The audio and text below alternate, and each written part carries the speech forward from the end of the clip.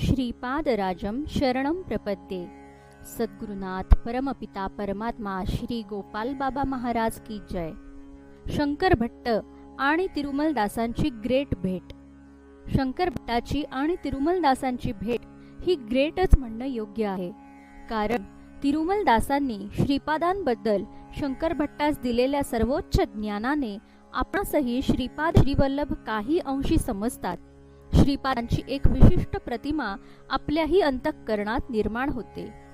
तिरुमलदासांची भेट होण्यापूर्वी सिद्ध योगींद्र, वल्लभदास आणि तिरुपती क्षेत्रात साक्षात शनी भगवान हे शंकर भट्टाचं प्रारब्ध जाळून खाक करतात आणि असा हा कोरा करकरीत शंकर भट्ट तिरुमलदासांसमोर आणून ठेवला जातो, एक चरित्रलेखक घडवण्यासाठी।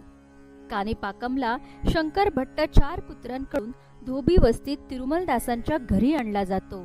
तेव्हा 70 वर्षांचे तिरुमलदास आपल्यापेक्षा कितीतरी लहान असलेल्या पोरस वदा शंकर भट्टास म्हणतात, आजचा दिवस मोठ्या भाग्याचा आहे, आज तुमचे दर्शन झाले। मी कधीपासून तुमच्या येण्याची वाट पाहत आहे। तुम्हाला माल्याद्रीपूर, जे बापनाचार्यांचे मूळ गाव, आणि पिठापुराचे बापनाचार्यांपासून श्रीपाद वल्लभांपर्यंत सर्व इत्थंभूत कधी सांगेन असं मला झाले होते। तिरुमलदासांचा आध्यात्मिक आणि श्रीपाद श्रीवल्लभांच्या ठिकाणी असलेला उच्च अधिकार त्यांच्या पुढच्या वाक्यातून समजतो। ते म्हणतात, बेटा शंकर भट्टा, तू आजपासूनच श्रीपादांचे चरितामृत लिहायला सुरू कर। श्रीपादांचे आशीर्वाद तुला कुरवपुरात मिळतीलच। तसेच तू लिहिलेल्या चरित्राव्यतिरिक्त इतर कोणताही ग्रंथ असणार नाही असे श्रीपादांनी आधीच सांगून ठेवले आहे, हेही तिरुमलदास सांगतात। अजून तर शंकर भट्ट कुरवपुरात पोहोचला नाही, त्याने श्रीपादांना अजून पाहिले नाही, अनुभवले नाही। तोच श्री दत्त भक्तांचं भाव विश्व बदलून टाकणाऱ्या श्रीपाद चरित्र लिहायला सुरुवात करण्याचे आदेश एक धोबी देत आहे, आणि तुला श्रीपादांचे आशीर्वाद मिळणारच आहेत, हेही इतके ठामपणे सांगणारे तिरुमलदास किती हाय लेवल योगी असतील। शंकर भट्ट त्यांच्याकडे येणार हे त्यांना आधीपासूनच माहीत होते, आणि त्याला काय काय सांगायचे हे देखील निश्चित होते। म्हणजे तिरुमलदास शरीराने काणिपाकम मध्ये आणि श्रीपाद श्रीवल्लभ पिठापूर, कुरवपूर किंवा बद्री क्षेत्र, गोकर्ण, श्रीशैल कोठेही असले तरी ध्यानात सहज समाधीत दोघांची भेट होत होती।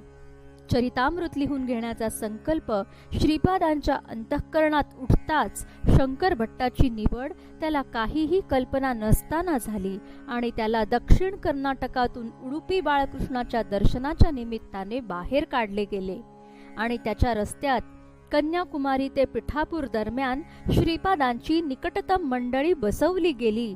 कुणी चर्मकार, कुणी धोबी, कुणी सोनार, कुणी कलाल, कुणी मातंग, कुणी ब्राह्मण, कुणी शेतकरी, कुणी मैलार अशा 18 पगड समाजातील भक्त मंडळी यासाठी नियोजित केली गेली।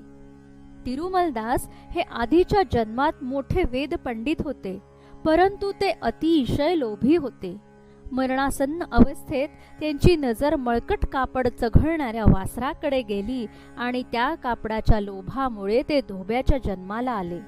पण पूर्व पुण्य बलवान असल्याने ते बापनाचार्यांच्या माल्याद्रीपूर गावात जन्माला आले, आणि त्यांच्या घरचे कपडे धुण्याच्या निमित्ताने ते बापनाचार्यांच्या सेवेत आले। गणेशपुत्र लाभ, लाभाद महर्षी, सत्य ऋषीश्वर नंद गोपाल, भास्कराचार्य ते बापनाचार्य अशी महान आध्यात्मिक पार्श्वभूमी असलेले बापनाचार्य होते। त्यांनी आधी श्रीपादांच्या मूळ गाव असलेल्या ऐनवल्लीमध्ये सुवर्ण गणेश याग केला। तेव्हा गणेशाने आकाशवाणी केली की श्रीपाद गणेश चतुर्थीला उतरतील। नंतर बापनाचार्य काणिपाकमला वर सिद्धी स्वयंभू गणेशाची प्राण प्रतिष्ठा करायला गेले, तेव्हाही गणेशाने आकाशवाणी केली की तुम्ही श्री शैल मल्लिकार्जुन शिवलिंगात सूर्यमंडळ अंतर्गत तेजाचा शक्तिपात करा। त्याच वेळी गोकर्ण, महाबळेश्वर, काशी विश्वनाथ, बद्रीनाथ आणि केदारनाथ येथे एकाच वेळी अनुग्रह विशेष शक्तिपात होईल। इतके बापनाचार्य मोठे होते।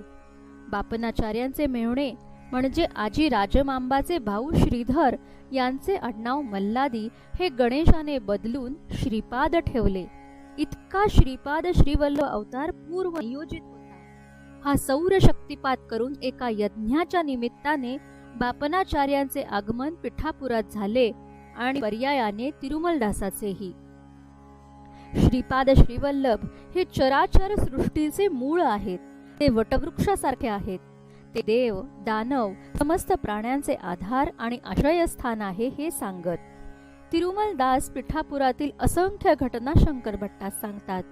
यात शनिप्रदोष समयी कुक्कुटेश्वराने सुमती अप्पलराज विवाहाचा आदेश, कालाग्नी शमन दत्त, भारद्वाज महर्षींनी पिठापुरात केलेला सवितृ काठक यज्ञ, महालय अमावस्येला अवधूताने सुमती मातेकडून भिक्षा मागून घेणे, श्रीपादांचे अवतरण, त्यांच्या बाललीला, श्रीपादांनी तिरुमलदासांची केलेली कुंडलिनी जागृती, नरसावधानीचा उपद्रव, त्याची शेंडी गळून पडणे, नरसिंह सरस्वती, स्वामी समर्थ अवतार संकल्प, स्वयंभू दत्त गायब होणे, मृत नरसावधानीला श्रीपादांनी चितेवरून उठवणे, श्रीपादांनी एका वेळेस अनेक ठिकाणी उपस्थित असणे, नरसावधानीला उपदेश करणे, स्वतःचं स्वरूप समजावून सांगणे, सृष्टी रचना समजावून सांगणे, ब्राह्मण शब्दाचा अर्थ, मोक्षप्राप्ती कशाने होते, श्रीपादांच्या 16 कला, दत्तात्रयांचे 16 अवतार, चित्रा नक्षत्राचे महत्व,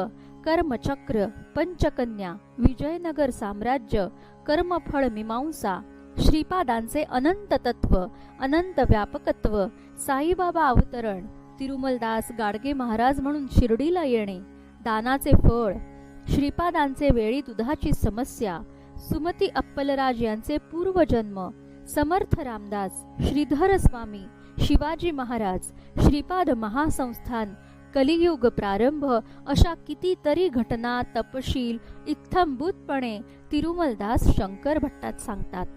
विशेष म्हणजे स्वतः श्रीपादांनी नरसावधानी समजावून सांगितलेली सृष्टी रचना तिरुमलदासांनी शंकर भट्टास जशीच्या तशी सांगितली हे अतिशय विशेष आहे.